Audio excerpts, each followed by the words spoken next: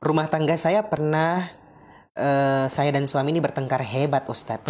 Karena adik-adik saya yang selalu dibela suami hingga akhirnya saya mengucapkan kata-kata yang seperti sumpah serapah begitu, Ustadz. Karena sakit hati yang tak terbendung lagi. Iya. Saya berkata mati sajalah begitu. Oh, dia doakan keburukan gitu, suaminya. Ya. sumpah serapah. Tapi setelah itu saya menyesal, Ustadz. Saya istighfar, berkata jangan-jangan malamnya pas suami saya kerja dia kena musibah hampir tenggelam dan seterusnya. Jadi semenjak saya membawa saudara saya sendiri saat ke dalam rumah tangga saya ke rumah ini, hawa rumah saya jadi terasa panas begitu karena tiap hari mereka gemar bertengkar. Rezeki kami pun perlahan-lahan mulai menurun. Suami saya juga sering sakit-sakitan. Akhirnya saya memutuskan untuk mengembalikan adik-adik saya ini ke rumahnya. Tapi apa yang terasa sebelumnya itu, Ustadz, seperti hawa panas dan segala macamnya itu masih terasa, Ustadz, masih tertinggal gitu. Iya. Iya, masih tertinggal sampai kemudian suami pun sering emosional karena hal-hal sepele. Iya, makin kesini kondisi keuangan kami juga semakin sulit, Ustadz. Bahkan ini agak sedikit horor. Katanya pernah mendengar suara pasir jatuh di atas atap rumahnya, Ustadz. Saya pernah bermimpi juga di kamar saya ada telur dalam keranjang isinya makhluk halus. Ya, di sekitar itu juga banyak makhluk-makhluk yang mengelilinginya. Ini mohon bimbingannya, Ustaz, apa yang sebenarnya terjadi pada keluarga saya dan mohon solusinya, Ustaz. Ya, pertengkaran dalam rumah tangga itu sesuatu yang wajar. Ya, sebagaimana yang kita sebutkan, ya orang rumah tangganya sesama manusia, bukan malaikat. Ya pasti akan ada masalah, apalagi dengan keputusan tadi memilih untuk misalnya membawa adik tinggal bersama. Ya, kita akan akrab dengan perbedaan pendapat dengan suami dan itu wajar saja. Yang menjadi tidak wajar tadi sampai mendoakan suami dengan doa yang buruk, apalagi mendoakan kematian untuknya, waliyadzubillah. Rasulullah Shallallahu Alaihi Wasallam, ya sebagaimana dalam hadis yang diriwayatkan oleh Imam Muslim, ya, Rasulullah pernah mendengar ada seorang yang melaknat untanya. Ini unta loh, bukan suami, bukan manusia. Ya, orang ini mengatakan hus. Ya, laknat bagimu wahai unta, yang kurang lebih seperti itu. Rasulullah Shallallahu Alaihi Wasallam kemudian mengatakan, siapa laki-laki tadi yang melaknat untanya? Ya, maka Rasulullah setelah ketemu dengan orang itu mengatakan, jangan lagi engkau menaiki unta ini, jangan lagi engkau bersama dengan unta ini, ya karena ya, engkau tidak boleh bersama dengan sesuatu yang terlaknat, engkau sendiri yang melaknatnya tadi. Kemudian Rasulullah berpesan, la tada'u ala anfusikum. Jangan kalian mendoakan keburukan pada diri kalian sendiri. Wala tada'u ala abnaikum atau auladikum. Dan jangan kalian mendoakan keburukan kepada anak-anak kalian. Nah, itu kan biasa juga orang tua seperti itu karena jengkel, marah. Kalau orang Bugis itu dia minta deceng, waliyadzubillah, kau tidak akan menemukan kebaikan. Nah, itu kan bahaya. Orang tua yang seperti ini dia mendoakan keburukan bagi anaknya. Ya, bagaimanapun marahnya kita hindari untuk berdoa keburukan bagi orang lain. Ya, apalagi orang beriman. Yang ketiga, ya wala tada'u ala amwalikum, dan jangan kalian juga mendoakan keburukan bagi harta kalian seperti tadi. Ia melaknat untanya. Ya, akhirnya bisa jadi kata Rasulullah Shallallahu Alaihi Wasallam, doamu itu bertepatan dengan waktu Allah mengijabah doa itu. Ya, ujung-ujungnya kan bisa jadi penyesalan. Yang itu terjadi karena doa kita yang dikabulkan oleh Allah Subhanahu Wa Taala, kita sendiri yang meminta. Ya, seperti ibu tadi, alhamdulillah suaminya nggak jadi meninggal, yang hampir tenggelam ya ceritanya. Ya, makanya ini pesan Rasulullah, jangan mendoakan burukan apalagi kepada orang dekat kita. Jangankan kepada suami, kepada anak, kepada unta saja Rasulullah berikan peringatan. Ya, kepada binatang, kepada hewan, maka bagaimana lagi dengan pasangan hidup kita. Yang kata Rasulullah Sallallahu Alaihi Wasallam, lau kuntu, sekiranya saya, kata Rasulullah, amiran li ahadin an yasjuda li ahadin, sekiranya saya bisa memerintahkan seseorang untuk bersujud pada orang yang lain, ya, la amartu imra'atan an tasjuda li zawjiha kama qala alaihi salatu wassalam. Maka saya akan memerintahkan perempuan untuk bersujud kepada suaminya, saking sakralnya posisi suami.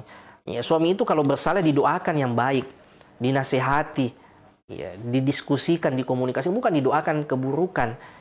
Ya, dan ini yang ini yang menjadi permasalahan rumah tangga yang paling berat, pemirsa yang dimuliakan Allah Subhanahu wa taala, kalau kita tidak mampu memanage emosi kita.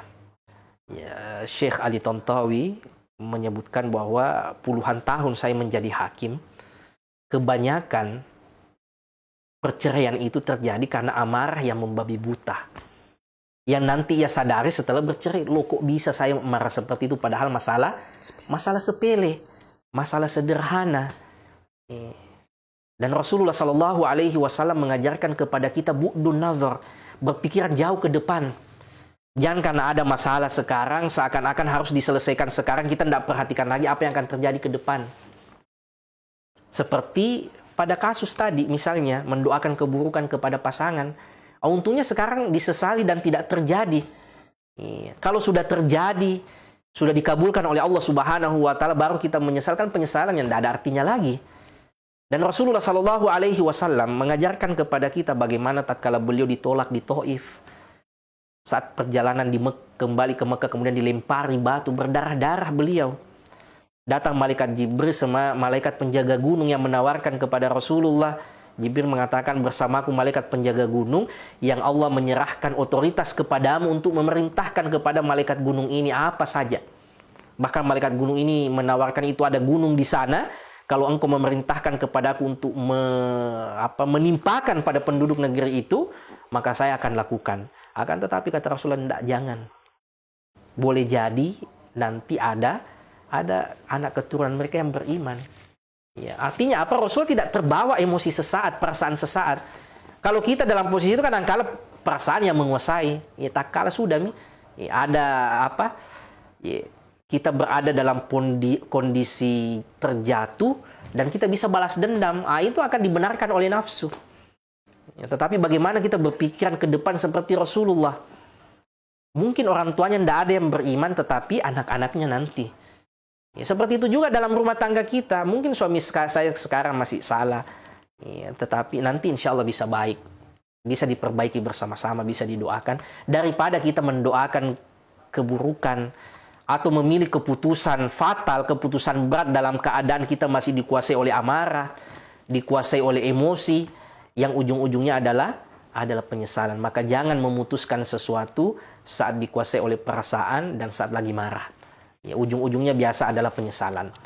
Yang kedua, permasalahan mengenai gangguan jin dan seterusnya ini bisa diruqyah, ya, bisa mencari siapa orang yang biasa meruqyah, atau lebih baik lagi kalau kita yang meruqyah rumah kita sendiri, ya, membacakan Al-Qur'an, surah Al-Baqarah atau Muawwidzatain, dan melazimkan zikir pagi petang. Ada kumpulan zikir pagi petang itu yang biasa yang ma'thurat, yang dibaca oleh Rasulullah Shallallahu Alaihi Wasallam, itu bisa dipakai, ya, dibaca di rumah kita.